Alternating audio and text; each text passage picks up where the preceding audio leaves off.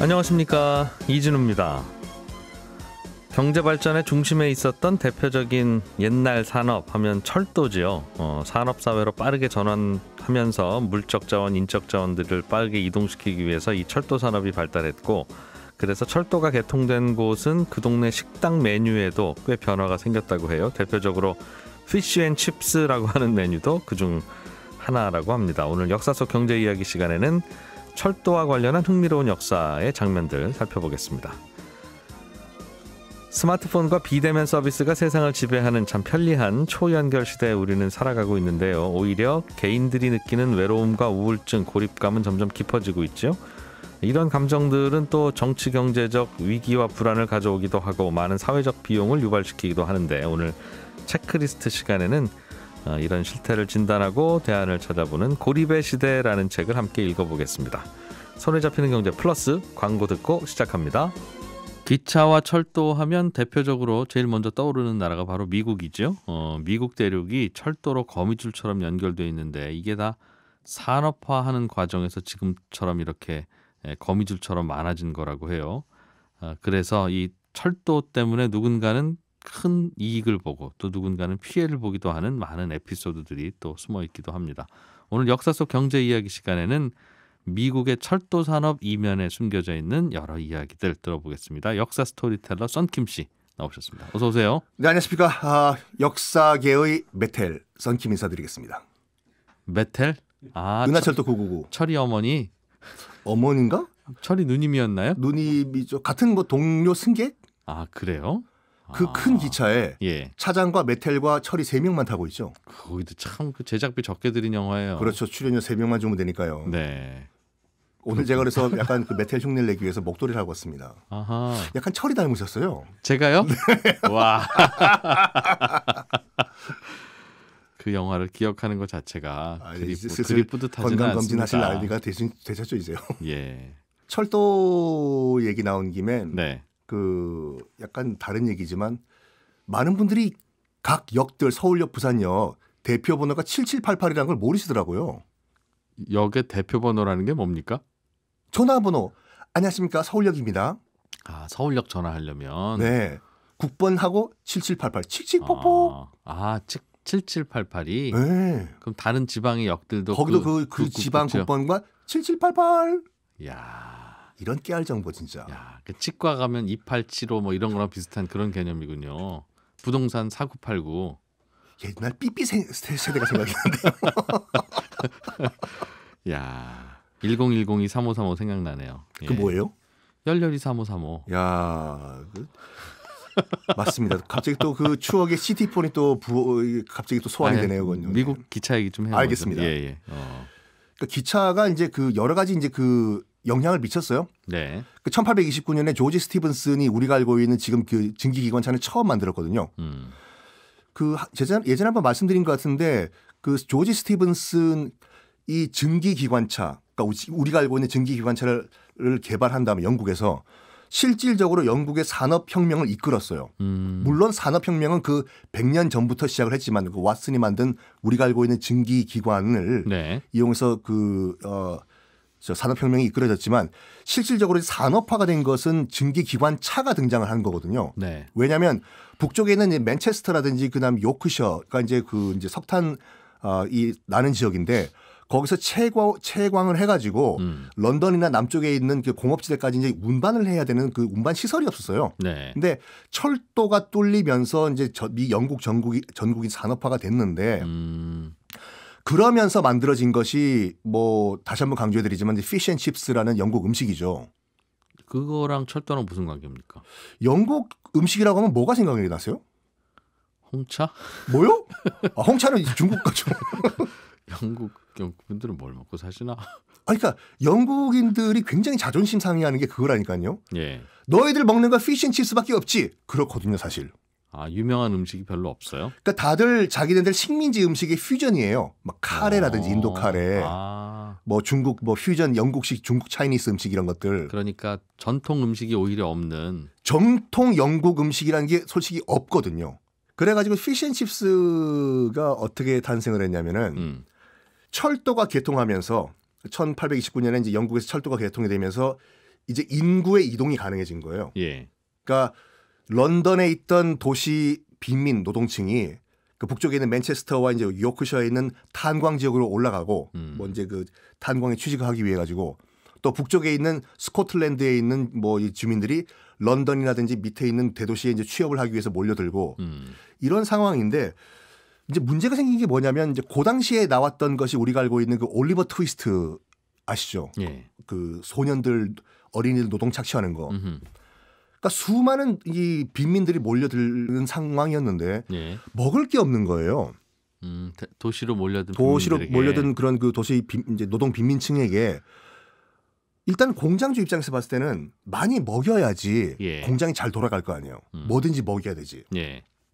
그때 이제 사회 문제가 된 게 뭐냐면은 이제 그 진이라는 진토닉 만드는 그 독주가 영국 그 빈민층에서 번지면서 그걸 먹기 시작한 거예요. 그러니까 취하면은 그 취한 기운으로 이제 일을 할 수가 있기 때문에. 네. 그러니까 보통 1인당 하루에 그 노동자들이 1.5에서 2리터의 진을 마셨다고 하거든요. 술을 그 독주를. 와. 그러니까 제정신이 아닌 상태에서 공장을 돌린 거예요. 심지어는 그 당시 어떤 기록이 있냐면은 갓난 아기가 이제 먹을 것이 없어가지고 젖이 안 나오니까 예. 갓난 아기한테도 젖 대신에 진을 먹였다라는 야. 기록도 있어요 그때요.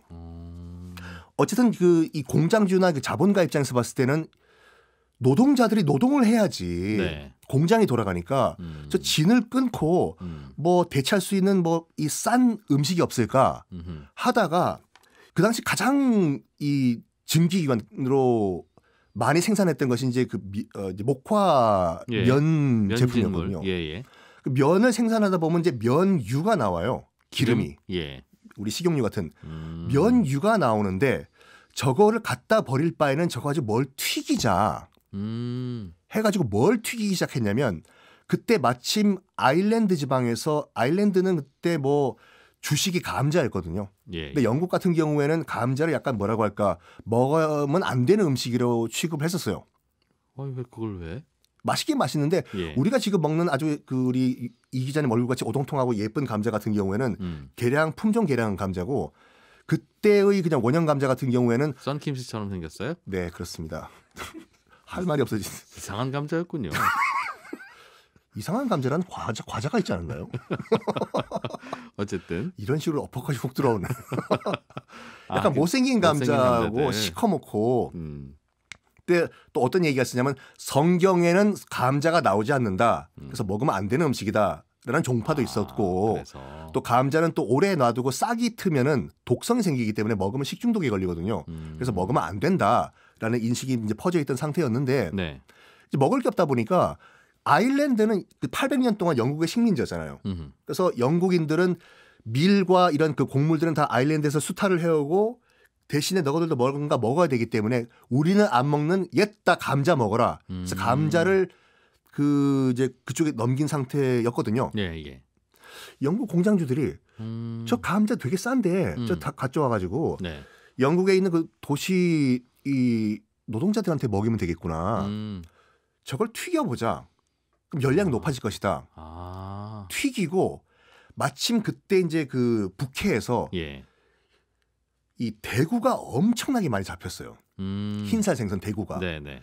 이거랑 같이 튀겨가지고 신문지에 싸서 한번 줘보자. 그러면 고열량 식사가 되고 어차피 대구 같은 경우에는 그 당시 이제 그 영국 어선들이 잡은 다음에 이 기름기가 없기 때문에 푸석푸석하고 맛이 없었거든요. 그래서 대구 갖다 버렸어요. 대구를. 우리 60년대 때 그 마산에서 아귀 같이 예. 처음에 갖다 버렸잖아요. 비료로 써버리고. 예. 어차피 갖다 버리는 대구랑 싼 아일랜드에서 갖고 온 저 감자를 예.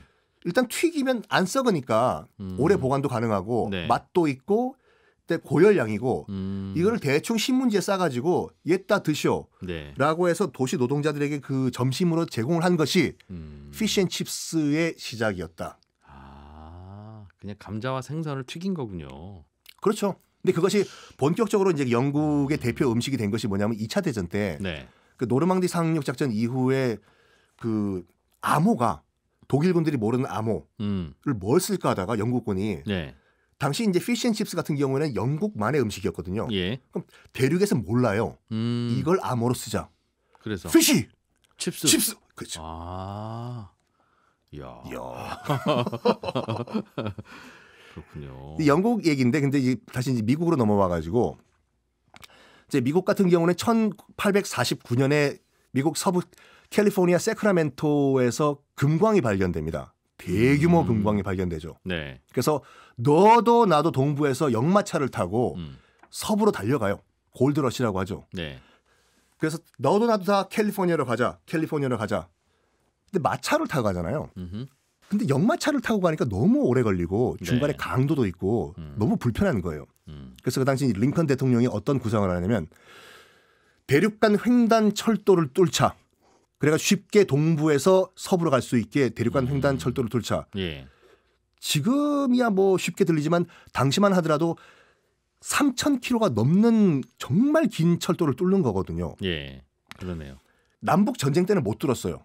전쟁에 집중을 해야 되기 때문에. 그래서 1865년도에 남북 전쟁이 끝나자마자 이제 본격적으로 건설을 시작해가지고 1869년 5월에 네. 5월에 서부 세크라멘토에서 출발을 하고 동쪽으로 또 동부에서는 또 서부에 출발해가지고 지금의 유타주에서 딱 만나요. 개통이 된 거죠. 아, 서로 다르게 뚫고 오다가 동쪽에선 서쪽으로, 서쪽에선 동쪽으로. 유타에서 딱 1869년 5월에 만나서 전 세계에서 가장 긴 철도가 그때 탄생을 합니다. 예. 근데 대부분 그 철도를 누가 건설했냐면 그 미국인들이 건설한 것이 아니라 20만 명이 넘는 중국인 노동자들이 건설을 했어요, 그걸요. 어디서 중국인들이 갔어요? 그때 중국 복건성에서 예. 쿨리라고 해서 쿨리가 이제 한자로 고력이거든요. 예. 힘든 고자의 힘력자. 쿨리를 값싼 노동력을 복건성에서 다 수입을 해와서 썼는데 아, 중국인들이 왔었군요. 중국인들이 다 건설했죠. 근데 미국이 참 어떻게 보면 나쁜 게 뭐냐면 예. 20만 명이 건너와 가지고 이 철도를 건설해 줬잖아요. 음. 근데 건설하자마자 미국이 뭘 하냐면 중국인 이민 금지법을 때려버려요. 더 이상은 오지 마라. 토사구팽이에요. 엄청나게 많은 중국인들이 희생을 하는데 예. 기록에 따르면은 일단 고향에 돌려보낸 그 이 안타깝게 돌아가신 분들, 뭐 공사하다가 돌아가신 분들의 관을 실은 배 관 무게만 예. 10톤이 넘었다. 라는 기록이 있어요. 다시는 이 땅 묻을 거니까 다 모셔가. 이제 그런 의미였나 봐요. 고향에 가서 이제 묻히시라고. 근데 이 철도 건설 과정에서 그 또 재밌는 일화가 있는 게 뭐냐면 중국인들이 건설했잖아요. 복건성 출신이. 예. 그 복건성 출신 지금도 복건성 그 후젠성 가신 분들 아시겠지만 거기 이제 그 피쉬 소스가 있거든요. 예. 그 우리 베트남 식당 가면 느억맘이라고 찍어 먹는 그 어우 냄새 나는 피쉬 소스를 복건성 사람들도 먹고 있는데 당연히 이제 그 복건성 출신 중국인 노동자들이 이제 미국에 건너와서도 먹었겠지요. 예. 자기 음식이니까. 예. 근데 그거를 한 미국 기업가가 와가지고 보니까 되게 맛있게 먹고 있거든요. 뭐 찍어서 네, 소스를 쌀이나 예. 뭐 찍어서 먹으니까 잠깐만. 웨이 니하오, 我是美国人. 나는 미국인이란 중국이었어요. 나도 좀 먹어보자. 먹어봤는데 맛은 있는데 약간 너무 비린내가 나는 거예요. 이게요. 이 비린내만 중화시키면 이 소스 대박 나겠는데. 그게 실제로 무슨 맛이에요? 그게? 이게 감칠맛 나는 그 피쉬 소스예요. 그러니까 우리 까나리 액젓에 굴소스 같은 느낌이에요? 딱 굴소스 같은. 약간 비린내 나는 굴소스요. 아하, 예. 이거 대박 나겠는데 이 비린내만 좀 중화시켜보자 해서 여러 가지 그 다른 그 재료를 넣어봤어요. 예. 했는데 토마토를 넣으니까 이 비린내가 싹 없어지는 거예요. 이거 토마토 넣어가지고 네. 이거 소스 만들자. 네. 그 사람 이름이 하인즈였어요. 어? 케찹. 케찹이 어디서 나왔냐면 그 복건성 그 노동자들이 먹었던 그 피쉬 소스 이름이 예. 한자로 쓰면 가즙이에요. 가지 가자의 즙즙자. 가지면 우리 먹는 우리 먹는 야채 가즙. 가지. 네. 예. 가즙인데 이것이 복건성 사투리로 거첩이에요. 아하. 아하. 그게 토마토 케찹. 그래가지고 하인즈가 물어봤겠죠. 너희들이 먹는 이 소스 이름이 뭐냐? 거첩. 거첩. 콜. 이거다. 거첩. 거첩. 아니 그게 아니면 생각해보세요. 케찹이 어디서 나왔냐 그럼 그게. 그럼 무슨 말이 있는 줄 알았어요. 에? 아, 그런 영어 없어요? 그러니까 지금도 복건성 가시면은 음. 그 이제 그 복건성은 이제 보통 쌀이니까 예. 쌀국수 같은 거 찍어 드시는 그 소스 이름이 케첩이에요. 아, 그렇게 하인즈, 그러니까 케찹의 탄생도 이렇게 중국인들이 건설했던 미 대륙간 횡단철도 때문에 그때 만든 완성됐다. 걸로. 야.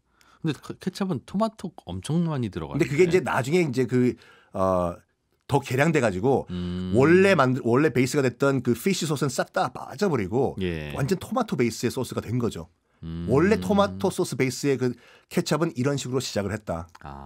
이거죠. 또 거기서 또 한 명의 부자가 탄생하는 스토리군요. 되게 부러워하시는. 아, 저는 부자도 부럽죠. 그럼. 아니, 돈 많이 버시면서 왜? 예. 예. 그래서 예. 케찹은 그렇게 만들어졌고. 케찹은 그렇게 만들어졌고. 예. 카우보이도 이 대륙간 횡단 철도 때문에 생겨난 신종 직업이에요. 카우보이는 목동이죠?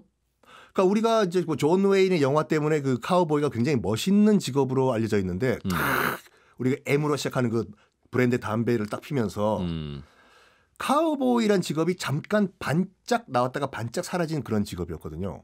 그래요? 네. 원래는 그렇게 멋있는 직업이 아니었어요. 그런데 늘 있어야 되는 직업은 아니었습니까? 카우보이가 왜 등장을 했냐면은 이 대륙간 횡단철도가 개통하면서 뭐라고 할까, 이 동부에 있던 이 미국인들이 굉장히 싼 값으로 서부에서 생산되는 농산물을 먹게 됐어요. 그렇겠죠. 그러니까 서부에서 출발하면은 뉴욕까지 딱 6일이 걸리거든요. 기차로. 그리고 또 마침 그때 이제 독일에서 냉장 기술이 발달돼 가지고 냉장 열차까지 만들어진 상황이었어요. 신선하게. 예. 당시 동부에서 가장 인기 있었던 게 뭐냐면 그 아이다호에서 생산되는 감자였거든요. 아시다시피 감자는 고지대에서 보통 생산이 돼요. 양질의 감자는. 네. 동부 같은 경우에는 높은 산이 없기 때문에 거기서 만드는 감자는 푸석푸석하고 맛이 없거든요. 동부 감자는. 서부 로키 산맥에 있었던 아이다호에서 만들어진 이 감자 정말 탱글탱글하고 쫄깃쫄깃하고 맛있고. 근데 신선하게 먹을 방법이 없다가 네. 대륙간 횡단철도에 딱 실어가지고 가면 며칠 후면은 바로 동부 뉴욕 보스턴에 있는 뭐 주민들 식탁 위에 오르는 상황이었거든요. 네. 여기에 또 누가 이 아이디어를 생각했냐면 서부 벌판에 뛰노는 주인 없는 저 소 저걸 도축을 해가지고 네. 동부에 싼 값에 팔자. 어차피 냉장 기차가 만들어졌기 때문에. 아, 감자만 싣고 갈 게 아니라 고기를 보내자. 도축을 해가지고 예. 부위별로 나눠가지고 기차에 실어서 팔자. 그동안에는 고기는 그 동네에서 기르는 고기만 먹을 수 있었는데. 그렇죠. 싼 값에. 왜냐하면 네.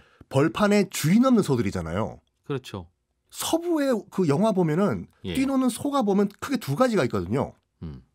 미국 원주민들이 먹는 그 아메리칸 그 들소라고 하는 버펄로라고 하는 그 소가 있고 뿔이 이렇게 나와 있는 거. 예. 그리고 카우보이들이 모는 소들은 왜 딱 보면 우리 저기 읍내 그 강원도 횡성에 있는 소들과 거의 비슷하거든요. 예. 저 소들은 어디서 왔나? 혹시 안 궁금하세요?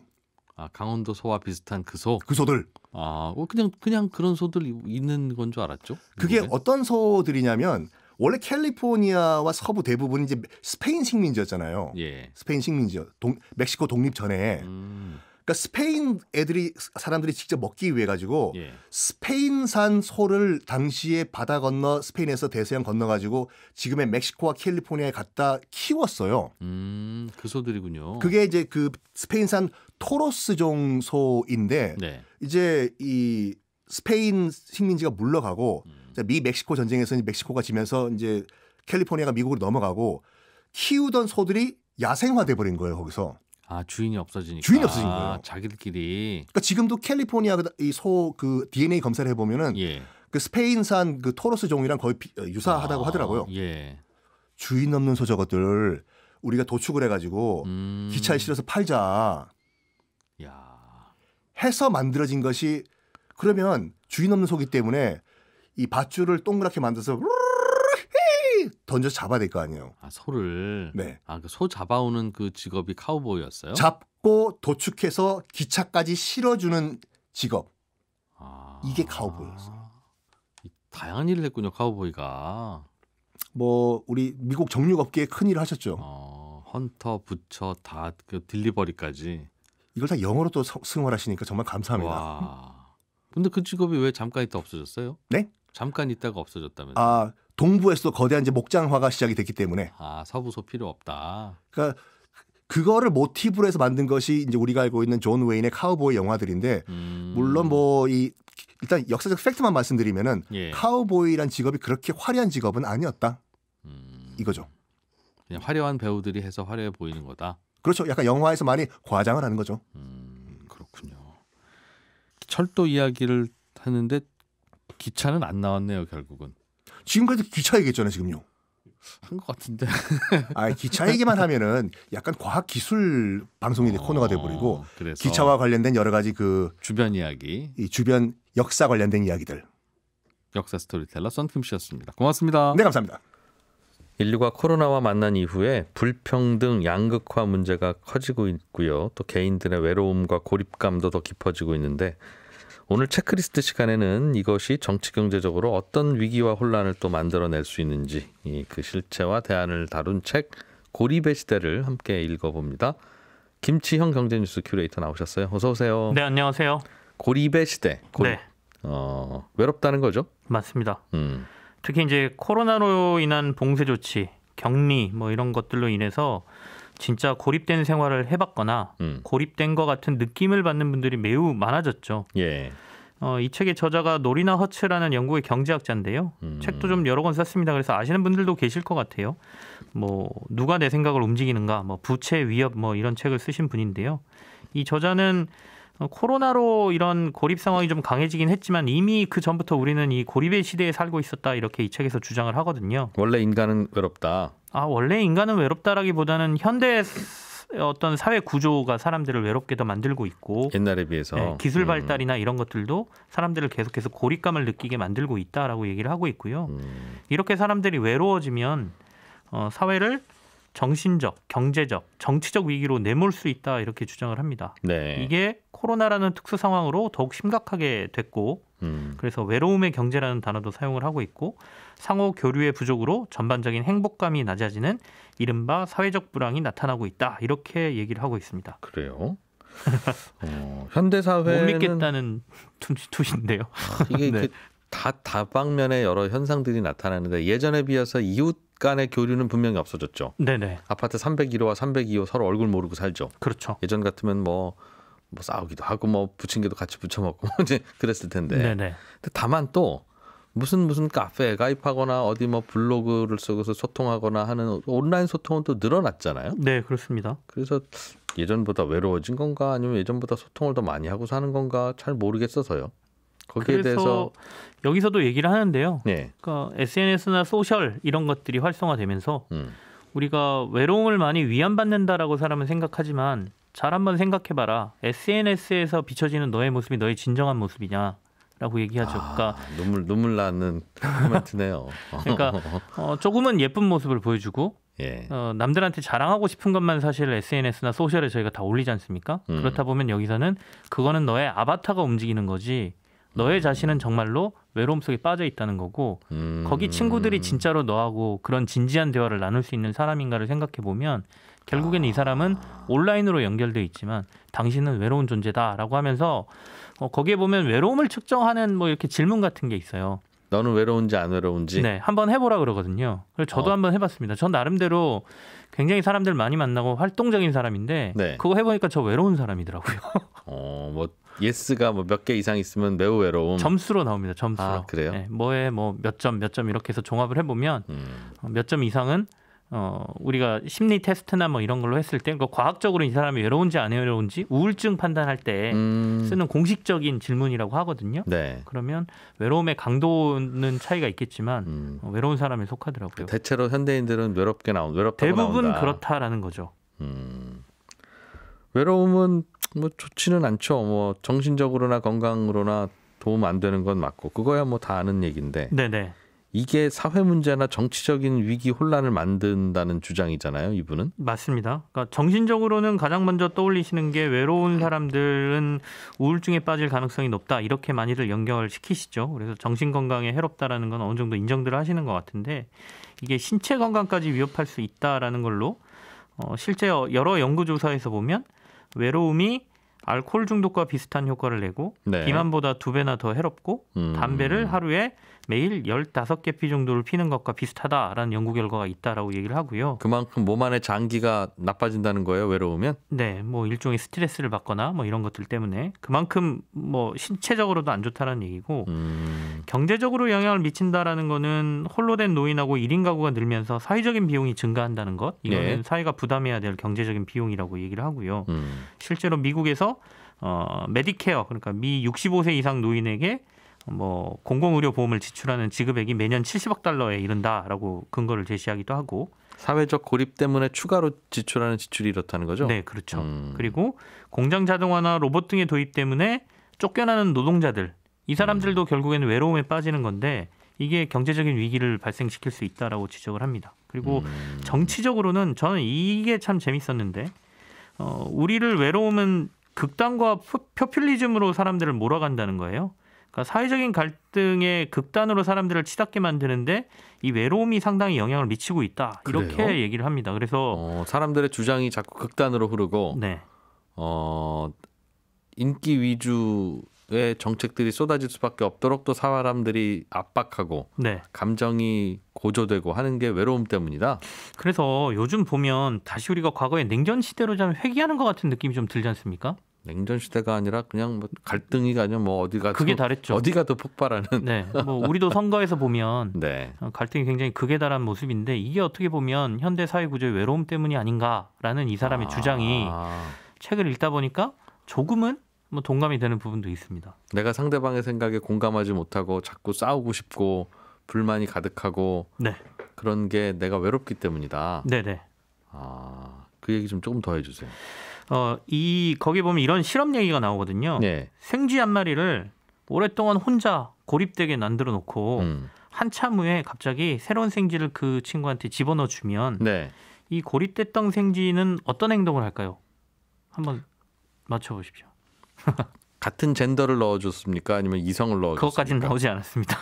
그거에 따라 달라질 것 같은데요. 그럴까요? 아닌가요? 근데 답을 회피하셨는데 예. 여기에서 보면 적대감을 드러내면서 새로 나타난 생쥐를 물어 뜯는다고 합니다. 혼자 있던 생쥐는 네네. 그게 이제 뇌과학적으로 보면 외로운 사람들은 시각 피질이 활성화되고 측 두정엽이 활성도가 떨어지게 되는데 네. 시각 피질은 경계심과 주의력을 굉장히 관할하는 부분이고요. 그 외로움은 오히려 주의를 더 경계한다는 거죠. 네. 측 두정엽은 공감 능력과 연관된 부분이기 때문에 도리어 외로운 사람들은 어떤 새로운 게 딱 등장을 하면 예. 굉장히 예민해지고 혹시 모를 위험 요소를 먼저 찾게 된다는 거예요. 그래서 이런 얘기를 합니다. 숲을 가다가 나뭇가지를 보고 뱀으로 착각해서 흠칫 놀라는 것처럼 외로운 정신은 언제나 뱀을 보게 된다. 그러니까 도리어 굉장히 긴장해 있다는 것이죠. 그래서 우리가 일터에서 여기서는 이제 외롭다는 게 그냥 고립된 것만 얘기하는 게 아니라 이 사람 좀 광의로 얘기를 하는데요. 일터에서 소외됐다는 느낌, 정치인과 정치로부터 단절돼 있다는 느낌, 그리고 사회 소득에서 배제돼 있다는 느낌, 스스로가 힘이 없고 무시당하는 존재라는 느낌까지도 우리가 모두 외로움으로 보는데 예.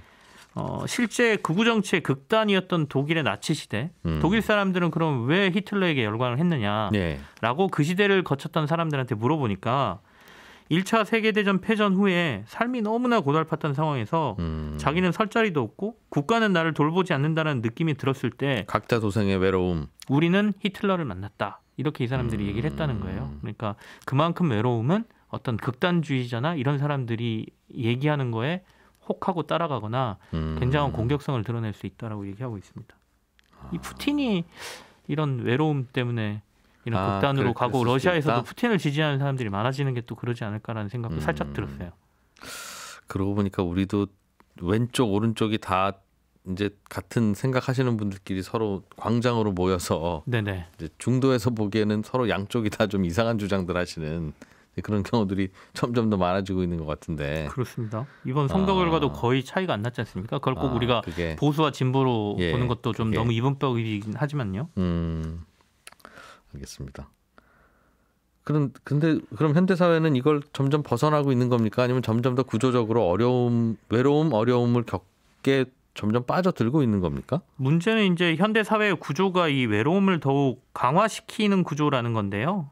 더 외로울 수도 있어요. 네네. 이것보다. 이 저자는 크게 두 가지 구조를 얘기합니다. 첫 번째가 신자유주의의 득세, 그리고 두 번째가 도시화와 기술의 발달이 사람들을 외롭게 만든다라고 얘기하거든요. 그러니까 신자유주의는 너무 경쟁을 강요하다 보니까 네. 주변 사람들을 협력자가 아닌 경쟁자로 다 만들었고, 그리고 사람들을 전부 투쟁하는 사람들로 만들어내고 있어서 이기적인 사회를 만든다는 거죠. 그러니까 누구도 나를 돌봐주지 않는 사회. 다시 말해서 필연적으로 나는 외로움을 느낄 수밖에 없는 사회가 된 것이고, 도시화는 도시로 사람들이 몰려들면서 많은 사람들이 주변에 있으니까 외롭지 않다라고 생각하지만 네. 낯선 사람들로 채워진 도시는 익명성과 적대감 그리고 무심함을 만들어내니까 더욱 외롭고요.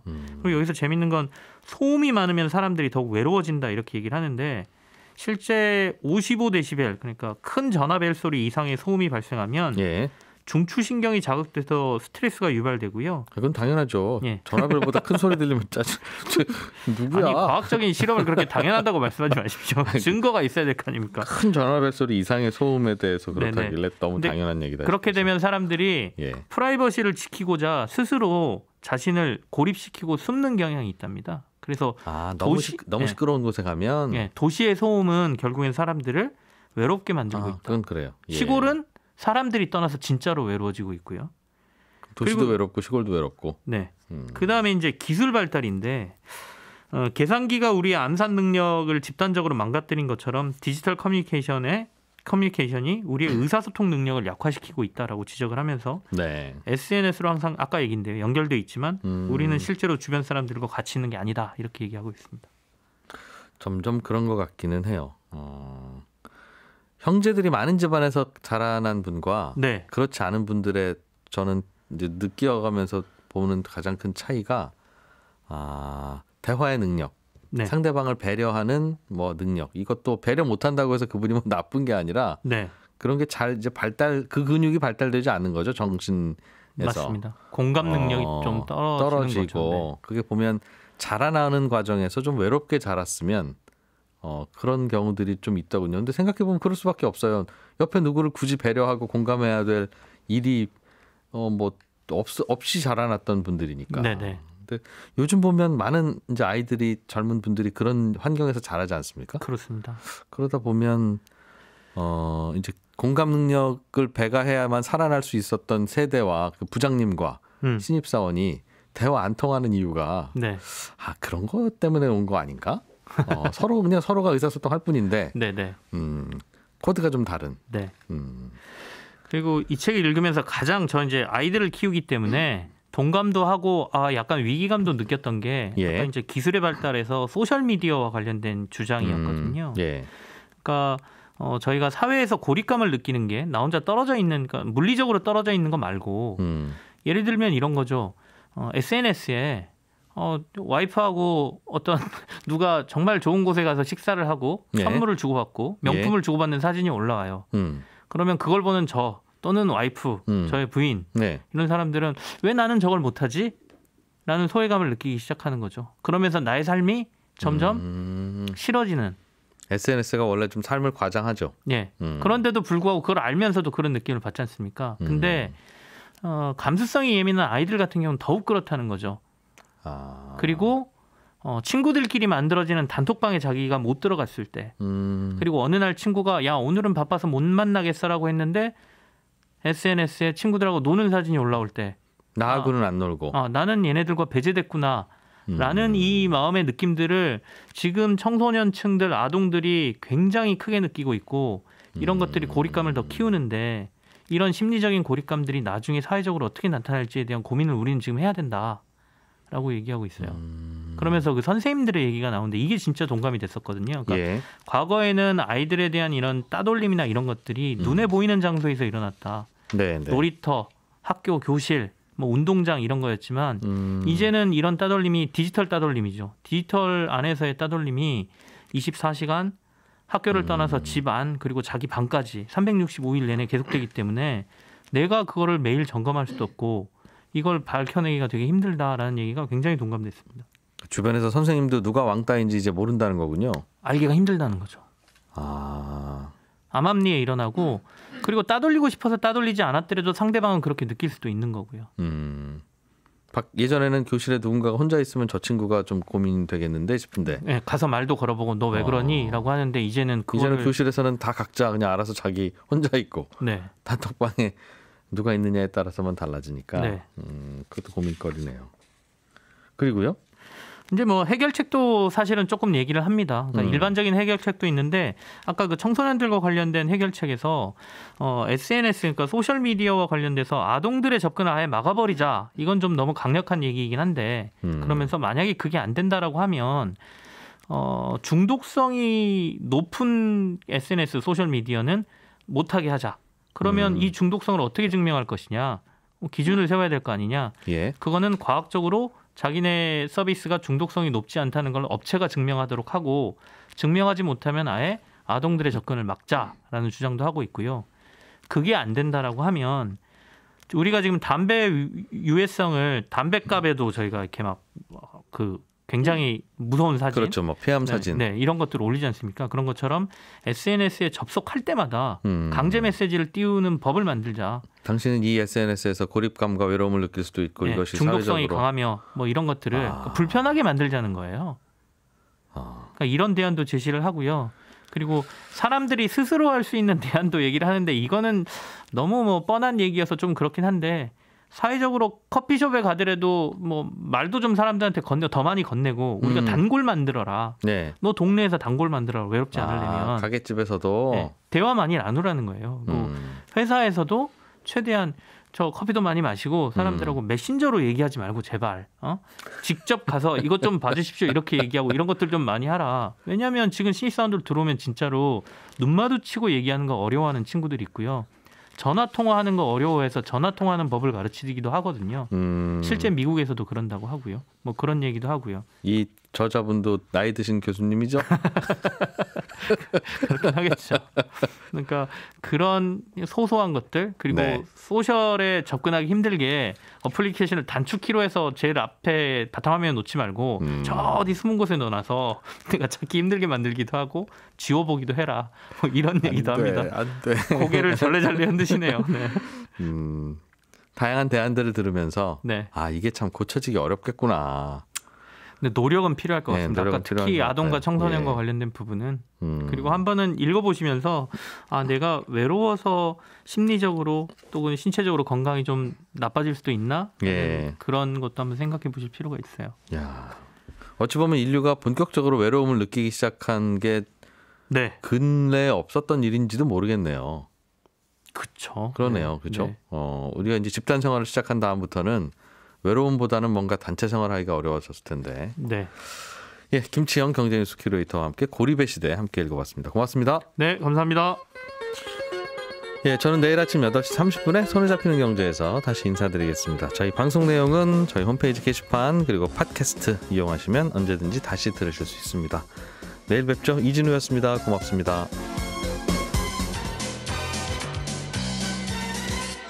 더 깊고 더 재미있는 경제 이야기 이진우의 손에 잡히는 경제 플러스